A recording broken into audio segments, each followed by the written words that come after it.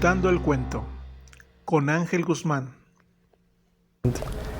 Mi nombre es Ángel Guzmán y estamos en Contando el cuento. Hoy me encuentro con el doctor Gabriel Corral Velázquez. Así es. ¿Qué tal? ¿Cómo está? Buenos días. Buenos días, gusto de conocerte y de recibirte aquí en este maravilloso edificio que es el Patio Barroco, la Facultad de Filosofía de la Universidad. Muchas gracias. Aparte de que sabemos que usted es el coordinador de la carrera Filosofía Contemporánea Aplicada, Así es. ¿estoy correcto? De la maestría, sí. Me gustaría que nos platicara un poquito de su vida. ¿Qué actividades hace? Y ya después vemos cosas importantes, algo que nos quiera compartir. Bueno, primera cuestión, soy queretano de toda la vida. Yo nací en esta ciudad hace 44 años. ¿A qué me he dedicado? Pues desde hace ya muchos años trabajo aquí en la universidad, soy profesor aquí en la UAC. Y pues aquí he desarrollado mi vida profesional y mi vida personal aquí en Querétaro. Soy también, además, hijo de queretanos, claro, que es algo ya también quizá extraño, pero sí mi familia, sobre todo mi familia materna, la familia de mi madre es de aquí de Querétaro. Mi padre migró hace 50 años aquí a la ciudad, así que prácticamente es queretano de adopción, en la ciudad donde más ha vivido. Y pues la verdad es que mi actividad principal pues es aquí en la universidad, aquí en la facultad. ¿Como maestro? Como profesor, soy profesor. ¿O investigador? Pues se tiene que combinar las dos cosas. Claro. Soy profesor investigador, un apasionado de la política, de la filosofía política, de la comunicación, que es mi formación de origen, pero que siempre he mezclado con la política. La verdad es que, no sé, trato de hacer memoria desde cuándo me interesa, pero yo creo que desde muy pequeñito, desde muy chico. La pasión también por los medios y por aprender de los medios también me viene de muy chico. Yo me acuerdo, en casa siempre hubo periódicos, tanto en mi casa como en casa de mis abuelos, que vivían aquí en el barrio de la Cruz. Mis abuelos maternos, sí, aquí a la vuelta. Siempre se compraba el periódico, siempre había una radio, siempre había noticias. Y entonces yo creo que de ahí empezó a surgir la inquietud y el interés tanto por los medios como por la política. ¿Qué carrera estudió, maestro? Yo hice comunicación y periodismo. Yo de formación, de origen, estudié comunicación y periodismo también aquí en la UAC. Soy de las primeras generaciones de la licenciatura en ese entonces periodismo y comunicación. Y realmente me volqué a ello en los primeros años. Ya después, la vocación va llevando por distintos caminos. Estudié en la Universidad de Guadalajara el posgrado, la maestría, y en la Universidad Jesuita de Guadalajara, en el ITESO, estudié el doctorado.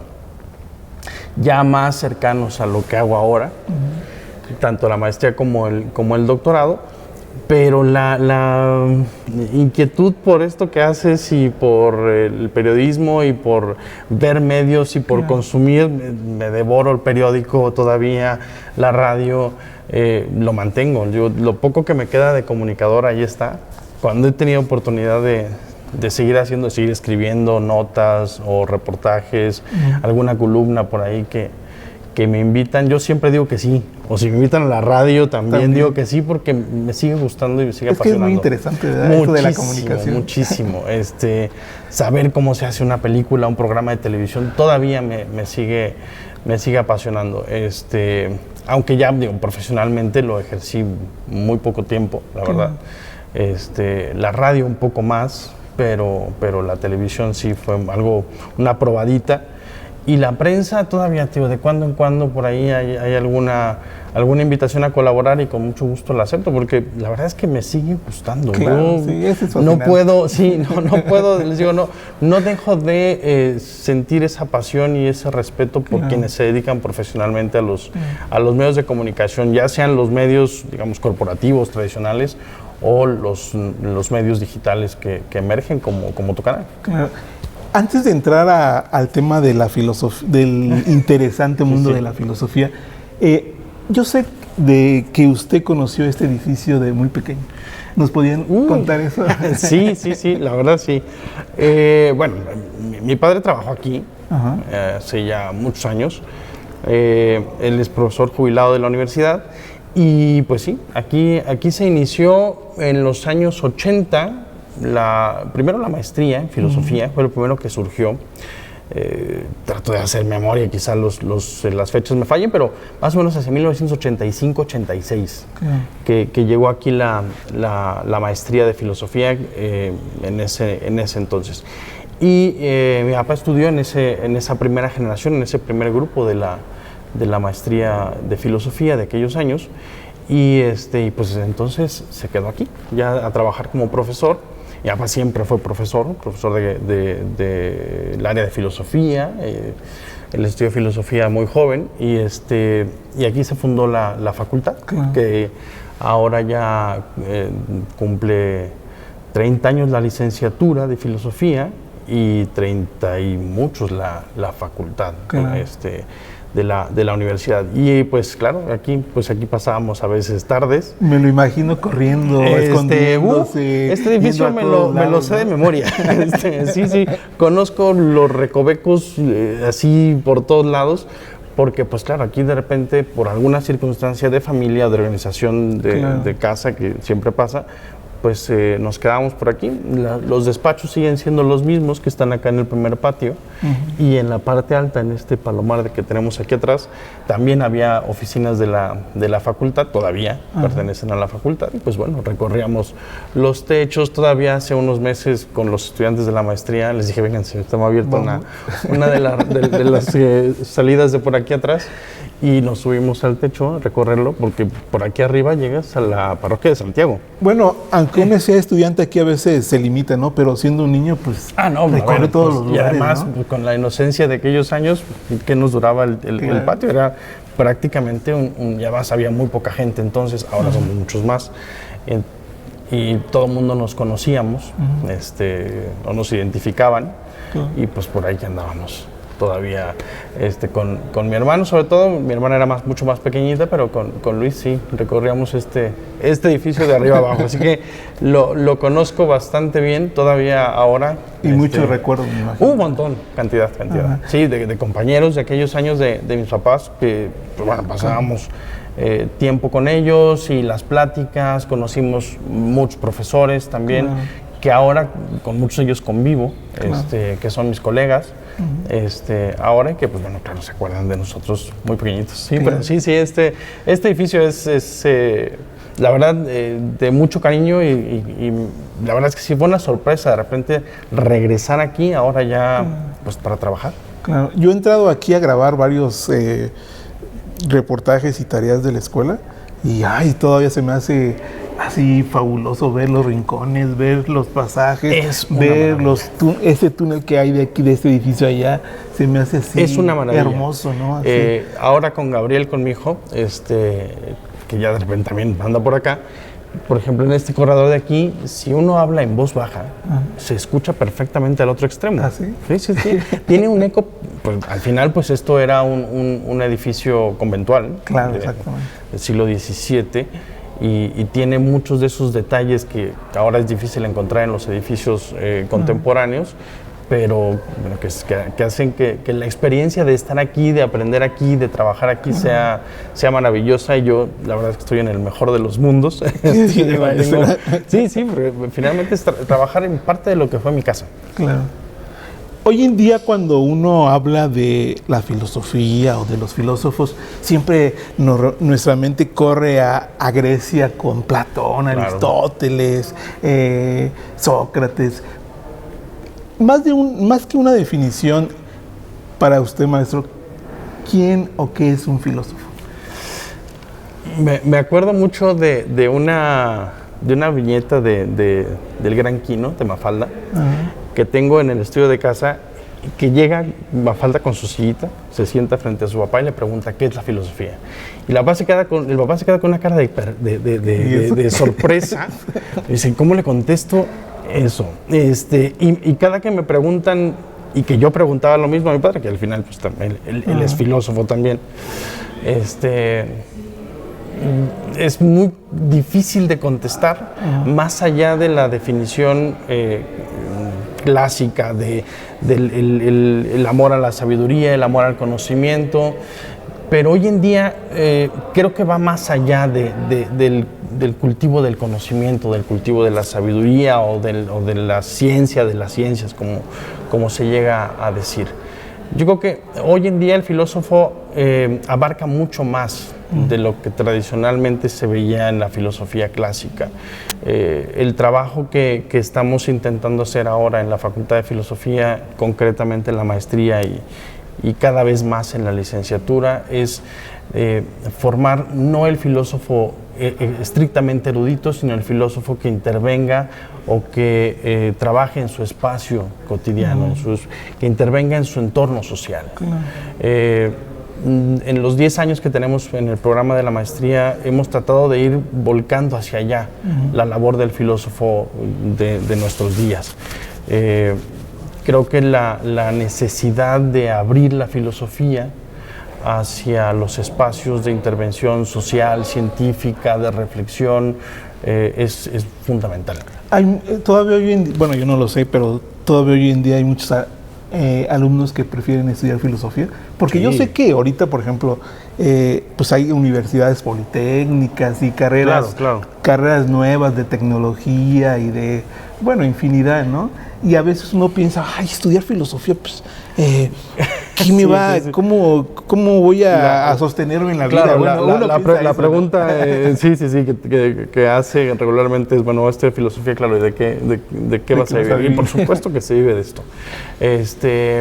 Porque también justo en esos espacios que ahora emergen, la parte de la cultura digital, o de las empresas o de la tecnología, es decir, estos espacios que mencionas, también ahí hay un hueco para la reflexión filosófica.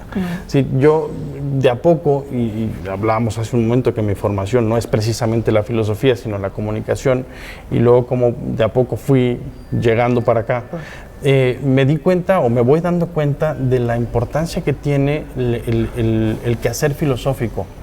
Y lo veo también con mis estudiantes. En la maestría hemos tenido compañeros que vienen de la ingeniería ambiental, de la ingeniería de la tecnología, de la psicología, del derecho, que buscan justo en la filosofía contestar preguntas que desde la propia técnica es difícil contestar.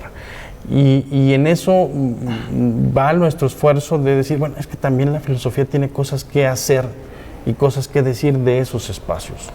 Me preguntabas, ¿hay estudiantes que quieren estudiar filosofía? Sí. Nosotros tenemos, el año pasado, el grupo que ingresó era de cerca de 30 muchachos.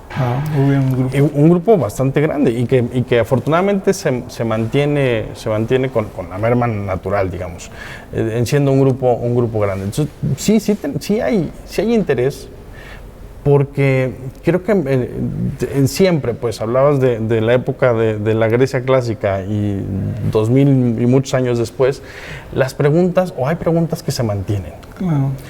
Y yo creo que el cultivo de esos cuestionamientos, de esas preguntas, es fundamental porque es lo que nos mantiene de manera constante situándonos en el entorno donde estamos viviendo. Sí, en nuestra realidad. Claro. Desde el clásico quiénes somos, qué hacemos y para dónde vamos, pero luego a eso le agregas, por ejemplo, de lo que hago yo, cómo las herramientas digitales o cómo la política o cómo hemos transitado de las cámaras analógicas a las cámaras digitales y luego esas herramientas cómo nos hacen entender y comprender de manera diferente nuestro entorno. No lo vemos igual. Y entonces, como no lo veían igual hace 200, 300 años. Claro, ¿no? Entonces, no es por hacer ciclos, pero sí de alguna manera nos gusta comprender lo que hacemos. Quizá es esa necesidad, y lo comento regularmente, de tener certezas, de ver qué estoy haciendo y dónde estoy, ¿no? Y eso creo que es lo que mantiene viva la filosofía después de muchísimos años. Oiga, maestro, fíjese que ahorita que estábamos platicando, recordé que, bueno, Querétaro tiene muchas cosas culturales, música, escritores, pero yo no sé si usted se ha dado cuenta, filósofos también hay bastantes. Porque está la carrera de filosofía de la UAC, pero por ejemplo los franciscanos también tienen su propia universidad de filosofía, y el seminario diocesano también tiene su propia facultad de filosofía. Sí, somos una comunidad grande, y creo que el año pasado hacía un recuento de cuántas, no solo licenciaturas, sino escuelas de filosofía hay en el país, y hay muchísimas, y con una buena cantidad de estudiantes, no solo en las universidades grandes o en las universidades públicas, sino en distintos institutos como los que me mencionas. Y tiene que ver justo, yo creo que con esa necesidad de generar preguntas. Yo creo que junto con otras áreas de las humanidades o de las ciencias sociales, la filosofía cultiva las preguntas. Yo me acuerdo de estudiantes que me preguntan, o con quienes dialogo de manera habitual, les digo, no traten de encontrar las respuestas, sino traten de plantearse más preguntas. Porque entre más preguntas planteemos, pues más va a ser la necesidad de ir buscando y de ir aportando distintas hipótesis a lo que hacemos en el día a día. Y yo creo que, no solo en Querétaro, sino me parece que es una cuestión, me atrevería a decir global, que nuestro entorno tan inmediato, en donde queremos buscar la nota de primicia que acaba de salir y nos vamos a Twitter, o la fotografía instantánea que acabamos de hacer, subirla inmediatamente a una plataforma para que la gente la vea. Todo eso, que parece que no tenemos el tiempo de detenernos, nos hace que preguntemos cada vez más. Y creo que esa necesidad que tenemos los seres humanos de aprender y de preguntar se mantiene en esta, me atrevería a decir, esencia del quehacer filosófico. Ahora, me gustaría que me diera su opinión de cómo se podrían relacionar estas palabras que para mí abarcan un solo conjunto: educación, cultura, comunicación, que usted estudió, y filosofía. Si tuviera que hacer un pequeño modelo, haría un modelo quizá de tipo holístico, porque se juntan. Es decir, yo no podría pensar la filosofía sin la educación, no podría pensar la comunicación sin educación o sin filosofía, porque van de la mano. Tenemos la necesidad de aprender, y uno ve a los niños chiquitos, lo veo con Gabriel, con mi hijo, ve algo que no identifica y inmediatamente se acerca, lo observa, trata de encontrarle los puntos ahí y preguntar inmediatamente: ¿y qué es esto? No lo identifico, no sé qué es, explícame. Y entonces ahí viene pues la necesidad de aprender, de la educación, el cuestionamiento, a ver, esto cómo opera, cómo funciona, que sería la parte, digamos, de lo que hacemos en la filosofía, cómo nos organizamos socialmente, cómo construimos herramientas para poder desarrollar ciertas cosas, cómo hemos construido ciertas habilidades, y luego, mira, ya lo sé hacer, lo voy a comunicar. Y todo eso, todos estos tres elementos están transversalizados por la cultura. ¿En qué sentido? El valor simbólico de la cultura para mí es fundamental, porque eso es lo que al final nos va aglutinando como colectivos. Compartimos su lenguaje, compartimos unos valores, compartimos unas referencias históricas, y todo eso es cultura. Y en eso va también la filosofía, va la educación y va la comunicación. Yo no puedo entender, y eso es una cuestión que por método tengo yo, cuando trato de explicar ese tipo de cuestiones, siempre digo, a ver, no hay que perder de vista que la referencia cultural, la referencia simbólica de la cultura es fundamental. Le pregunto esto porque, mire, a mí siempre me ha fascinado la filosofía. Pero, por ejemplo, cuando estudié Derecho, nos dieron filosofía del derecho. Ahora que estoy estudiando pedagogía es filosofía educativa. Es decir, en todos lados la filosofía entra y permea a la gente para preguntarse los cuestionamientos que no eran de los griegos, sino han sido de toda la vida, ¿no? Sí, porque necesitamos reconocernos, y los seres humanos pues somos seres que nos colectivizamos, que tenemos que vivir juntos, tenemos que construirnos de manera social. Y en ese reconocimiento aparecen toda esta serie de elementos que me mencionas, no solo en una cuestión de cuestionar nuestro entorno, que es fundamental, sino de identificarnos. Y entonces, ¿cómo aprendemos? Pues lo primero que aprendemos cuando estamos muy pequeñitos es tratar de referenciar lo que tenemos a nuestro alrededor. Nuestra casa, nuestra familia, las herramientas con las que vamos a aprender a comer, a escribir, lo que sea. Y luego a identificarnos con otros, con nuestros amigos, con nuestros primos, con nuestros tíos, ¿no? Empieza a crecer la familia y también crecen los problemas, porque las preguntas se van haciendo cada vez más complejas. Y creo que en eso, por ejemplo, la educación, la pedagogía, el propio derecho, es central para decir, a ver, nos vamos a organizar y vamos a aprender de esta manera. Y habrá alguno, y habrá muchos, incluido yo, que diga, a ver, ¿y por qué tengo que aprender así? ¿Y por qué no puedo aprender de esta forma? ¿O por qué me tengo que organizar así? ¿Por qué no me puedo organizar de otra manera? Y entonces, esa serie de preguntas son las que van cultivando nuestra necesidad de conocer. Claro. Y eso es, te decía yo hace un rato, eso es fundamental para la filosofía. Por eso hay tantas escuelas de filosofía o tantas doctrinas filosóficas como nos podemos imaginar. No es una escuela de filosofía del derecho, no es una escuela de la filosofía de la educación, no es una escuela en la pedagogía, son muchas. Porque, pues, para gustos los colores. Y entonces ahí nos vamos ubicando. Y yo te decía, yo leo la filosofía, yo leo la comunicación a través de la cultura, porque he encontrado ahí esa herramienta clave para entender cómo estamos organizados y cómo nos identificamos y cómo nos compartimos. Y creo que eso es la riqueza, a mi parecer, del trabajo que no solo desarrollo yo, sino muchos de mis compañeros aquí en la facultad. Maestro, para usted, ¿qué tan importante es la difusión de la filosofía? Sé que a usted le interesa mucho este tema. Montón. Justo fue como llegué a la facultad y a la maestría principalmente de filosofía contemporánea aplicada. Porque, a ver, partiendo de los estereotipos, pues la filosofía siempre se ve intramuros. Es la caricatura de el griego o el tipo de barba que está en una oficina o en un espacio en donde solo piensa, reflexiona y ahí se queda lo que piensa. O lo que escribe, y es el tipo que escribe libros, es el erudito, es el que habla mucho, el que no dice nada. Y entonces, con el proyecto justo de la maestría contemporánea aplicada, uno de los puntos que discutíamos en aquellos años cuando formamos el programa era justamente eso.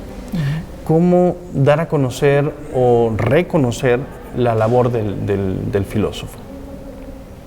Y entonces un poco de proyecto, un poco de ingenuidad y de muchas cosas que fueron surgiendo en esos años, empezamos a trabajar con los proyectos de difusión de filosofía para sacar la filosofía a otros espacios. Y que no fuera la típica revista o el típico libro, sino algo más.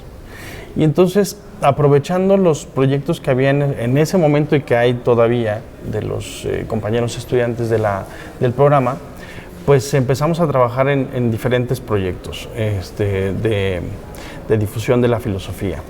Y la verdad es que ha sido un trabajo al que reconozco ha sido más creatividad de los estudiantes que mía. Porque en cada uno de ellos ha habido siempre una gota de originalidad que lo hace distinto al otro, a pesar de que pudieran parecer muy semejantes.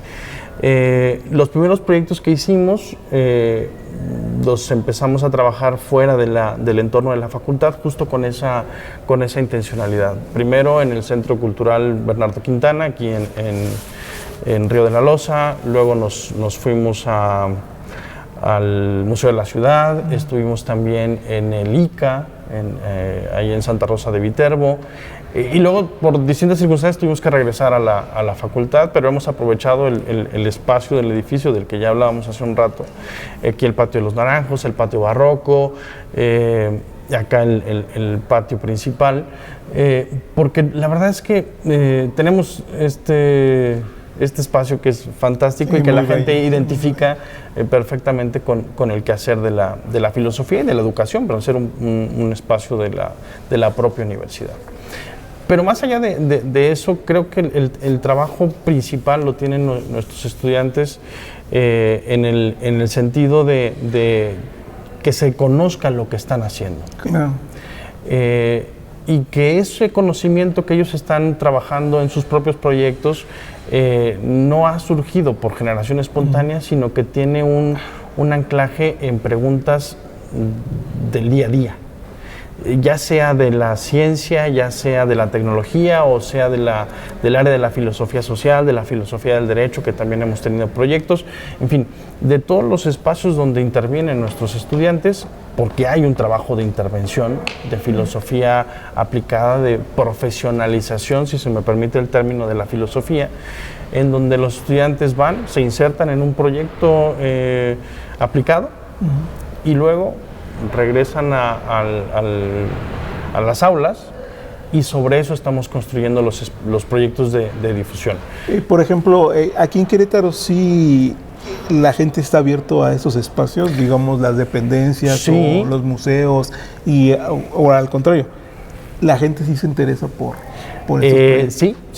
La verdad es que hemos tenido una gran recepción de los espacios donde han intervenido nuestros estudiantes, tanto en los proyectos profesionales como en lo que hemos desarrollado como difusión de la filosofía. Hemos tenido desde las primeras generaciones, hace ya 10 años, en la Defensoría de Derechos Humanos, en el Tribunal Superior de Justicia, en otras universidades, en colegios de educación básica privado y público, en empresas, también han trabajado en cooperativas de Caja Popular. Incluso tuvimos un proyecto hace un año, estuvo un estudiante ahí, y en espacios de difusión y de divulgación cultural también hemos tenido estudiantes.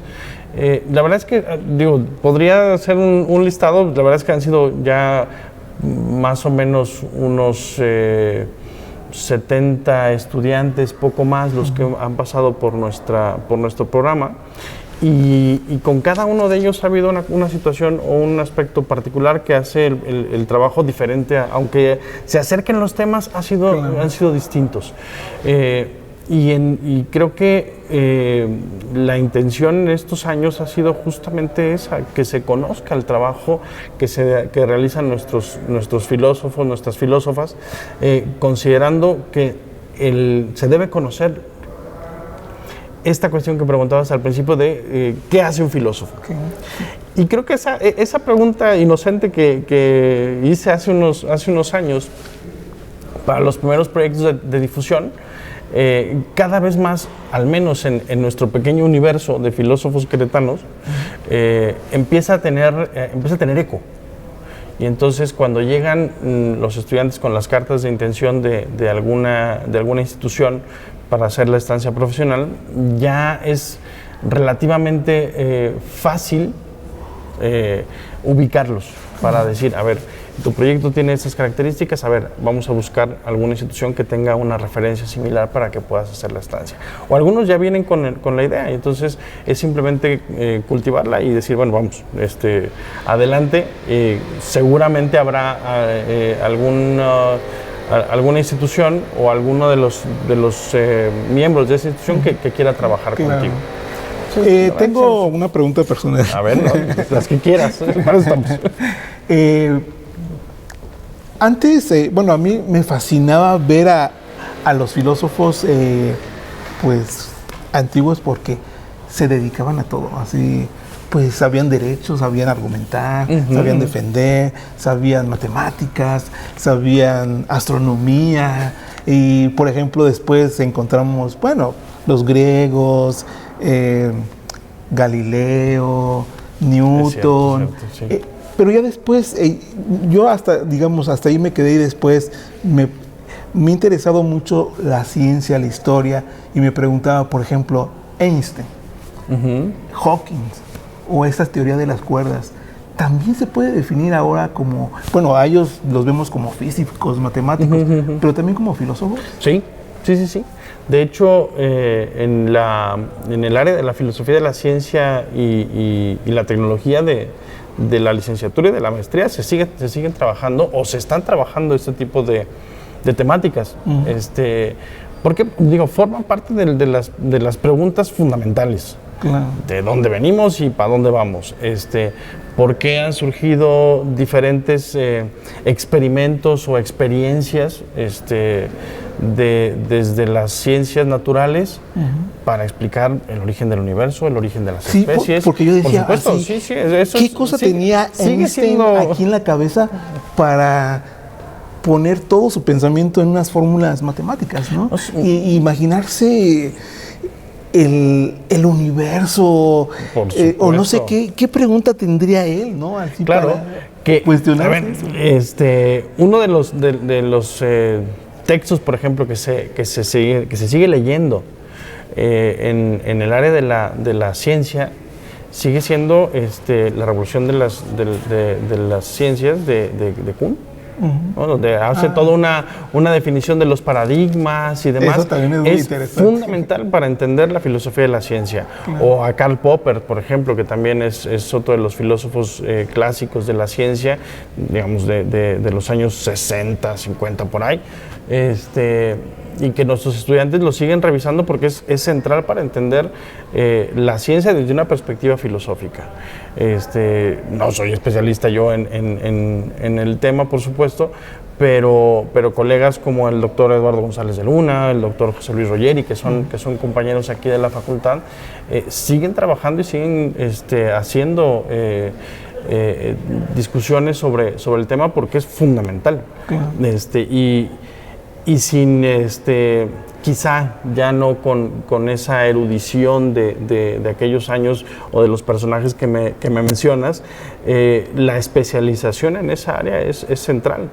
Y no solo eso, yéndonos más para acá, y pienso en algunos de los proyectos de nuestros estudiantes, por ejemplo, que están trabajando preguntas sobre el medio ambiente, sobre cómo hemos transformado nuestro entorno medioambiental, nuestro entorno de la ecología, y cómo nosotros como seres humanos hemos intervenido en la destrucción o ahora en la conservación de nuestros espacios naturales. Hemos tenido un par de proyectos que relacionan educación y filosofía ambiental centrales en las escuelas para enseñar, ¿no? Cómo intervenir de manera mucho menos destructiva nuestro medio ambiente. Y entonces, sí, te podría decir, sí, se sigue cultivando esa parte de la filosofía, por supuesto, y me parece que tendría que ser cada vez más, o regresar a los clásicos. Otra vez. Y claro, y preguntarnos, porque hacia dónde nos dirigimos, no solo en el aspecto social, que digamos es la parte donde yo estoy ubicado, sino también como sociedad, qué estamos haciendo con nuestro entorno, qué estamos haciendo con nuestro medio ambiente, cómo se ha transformado también la relación que tenemos con los animales no humanos, claro. Y cómo estamos relacionándonos con ellos. Más allá de la tradicional idea de, bueno, son animales domésticos, animales de casa o animales para consumir, que sí, pero a ver, ¿cómo nos relacionamos con otras especies que también están en nuestro entorno? Entonces, esa parte, digamos, quizá en lo profesional me queda lejos, pero en la cercanía de la discusión con mis compañeros estudiantes o con mis compañeros profesores, es cercana porque es central para entendernos dentro de nuestro complejo universo social. Déjame hacerte una pregunta. Antes de la pregunta, yo estudié un poco de filosofía atomista, y los últimos filósofos que más o menos puedo recordar es Ockham, Spinoza, y de ahí para allá ya no sé si debería haber muchos más, ¿no? ¿Qué etapa de la filosofía consideras que hubo más auge o que desde que, bueno, quitando a los griegos,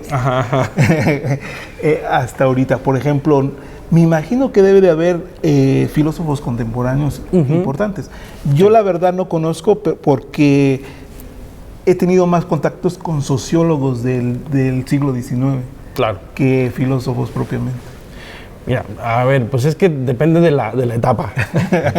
Pero digamos algo, ahora, para ti, digamos, una etapa que te ha fascinado a ti. Yo estoy más en la discusión contemporánea. Es decir, sí, yo me sitúo más personalmente en la filosofía contemporánea. Yo estoy más en la discusión del lenguaje, de la comunicación. Soy más, digamos, de siglo XX para acá. Pero, a ver, reconociendo distintos momentos y un poco con lo que te decía ahora que hice de la historia de la formación filosófica aquí en México. Mucho del conocimiento de origen viene, pues sí, de la filosofía clásica, pero también digamos, de la modernidad para acá, que me refiero siglo XVIII hacia acá. Sí, y somos herederos en Europa en aquel tiempo, sí, ¿no? Sí.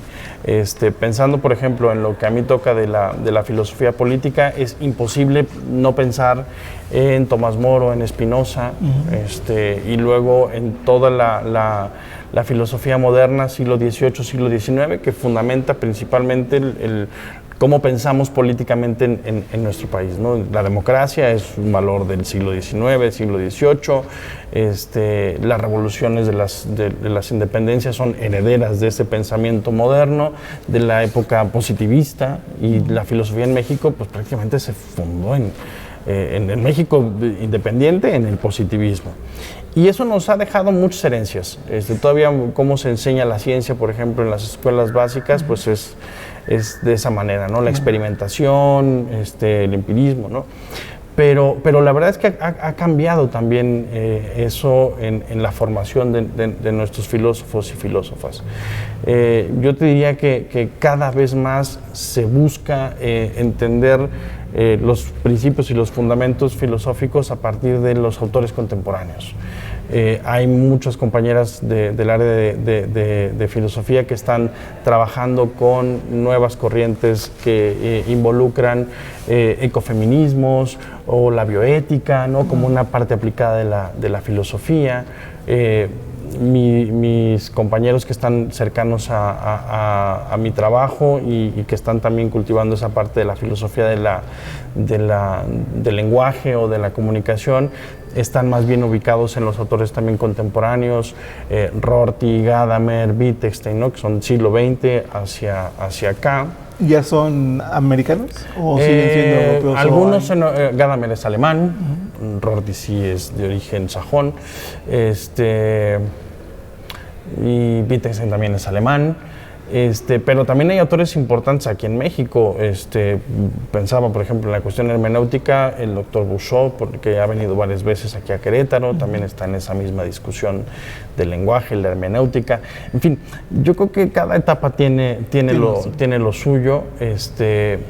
El asunto, por ejemplo, pienso en lo que te mencionaba de la bioética, del ecofeminismo y demás, tiene muchos autores contemporáneos latinoamericanos, algunos de origen europeo, pero a ver, de a poco creo que no es un área que siga volteando hacia atrás. Y traemos una discusión ahí, por ejemplo, con algunos de los compañeros, con el doctor Ávila, por ejemplo, que dice, a ver, es importante leer a Platón, es importantísimo leer a Aristóteles, pero hay que darle la vuelta justo, claro, hay que ir más allá. Hay que empezar a identificar nuestras preguntas, no desde el autor, sino desde el día a día.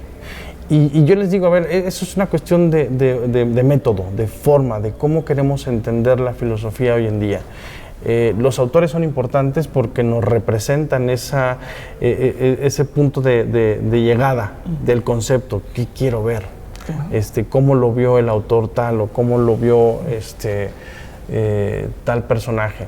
Pero yo también que estoy aportando, hay de las cosas que me interesan a mí, por ejemplo, cómo está cambiando nuestra mirada del entorno a partir del uso de las tecnologías. Parece una pregunta muy simplona.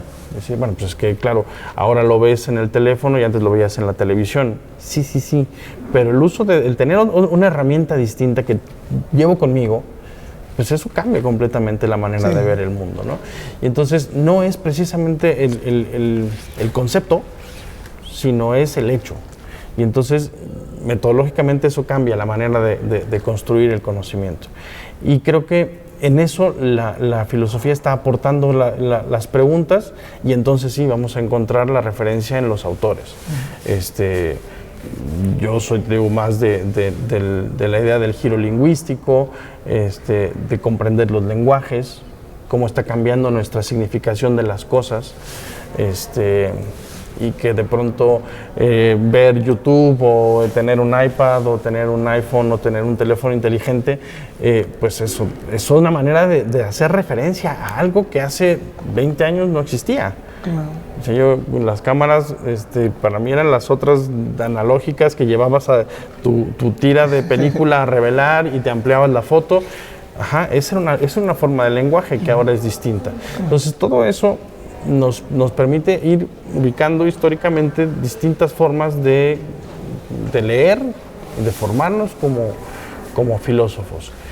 Yo identifico aquí en México pues esas etapas, la etapa más cercana a la escolástica, cuando se funda por ejemplo este colegio, siglo XVII, siglo XVIII.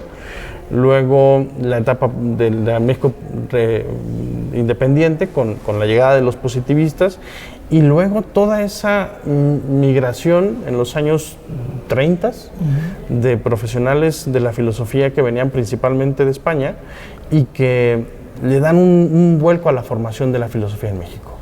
Hablando de Shirao, Villoro y todos estos, ¿no? Y luego ya en la última parte, digamos años 70, 80, se cambia la formación de la filosofía. Y luego esta etapa moderna o contemporánea que llamo yo la filosofía profesional o aplicada, en donde justo estamos volteando hacia allá. Y en cada una de estas etapas de la formación filosófica hay particularidades muy puntuales que hacen que se lea de muy distinta forma la filosofía. Y eso creo que es la riqueza y la actualidad que tiene la formación filosófica en estos días. Si fuéramos así muy imaginativos y se apareciera ahorita Sócrates, ¿cree que viera el mundo pesimistamente o positivistamente? Yo creo que lo vería de la misma forma.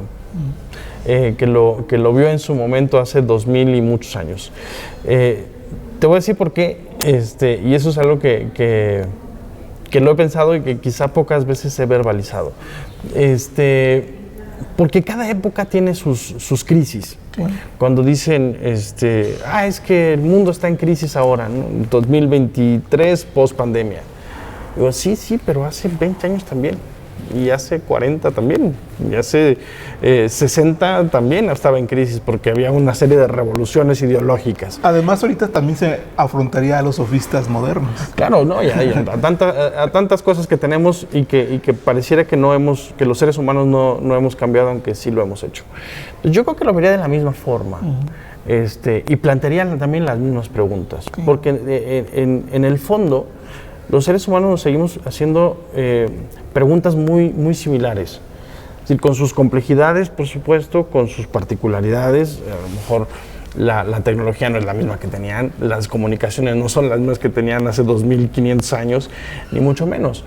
Pero en el fondo, creo que Sócrates, si dialogara con sus alumnos y estuviera Platón anotando los diálogos, seguramente plantearía las mismas preguntas, porque el asunto de la democracia se mantiene. Claro. Hay toda una discusión ahora en medios de si la democracia está en riesgo o no está en riesgo, de acuerdo al amasijo institucional que tenemos.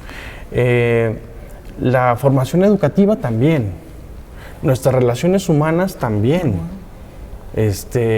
La manera en cómo nos organizamos y cómo enseñamos también.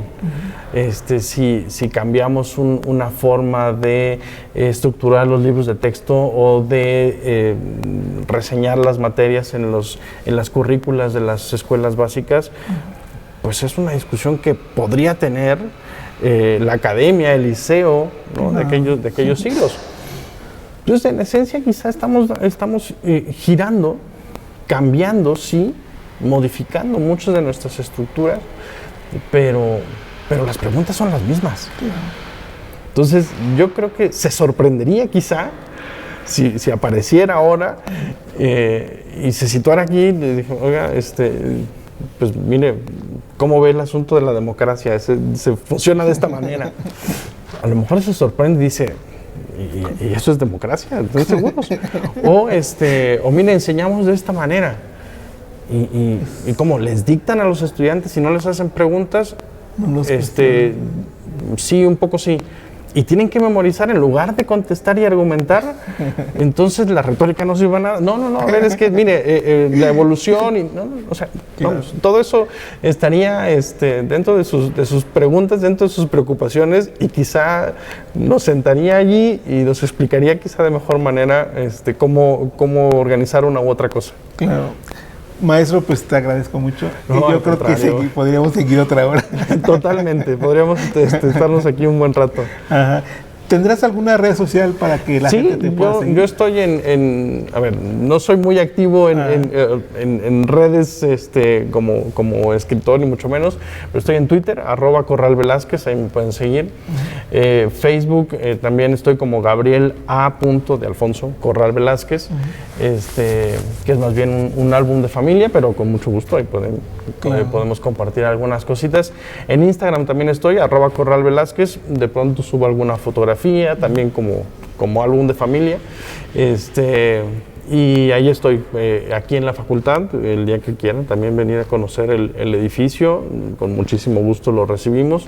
Mi oficina está aquí en el patio principal, a un par de puertas del aula magna, con mucho gusto ahí los recibimos. Quienes quieran venir y visitarnos, encantado de recibirlos. Gracias, maestro. Encantadísimo. Esto fue Contando el Cuento, con ahora el tema de la filosofía, y con nuestro amigo Gabriel Corral. A tus órdenes. Doctor, coordinador de la carrera.